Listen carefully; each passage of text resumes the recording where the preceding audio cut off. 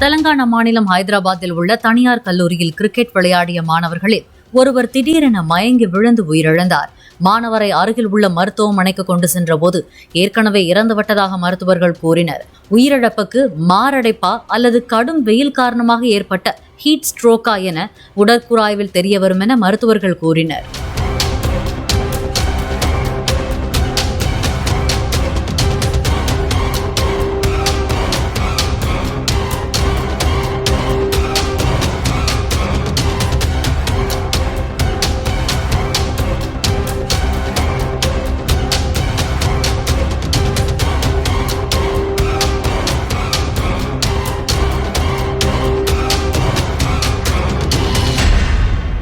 Play store மற்றும் app ஸ்டோரில் இருந்து பாலிமர் செயலியை QR கோடு மூலம் பதிவிறக்கம் செய்யுங்கள். செய்திகளை உடனுக்குடன் பெறுங்கள்.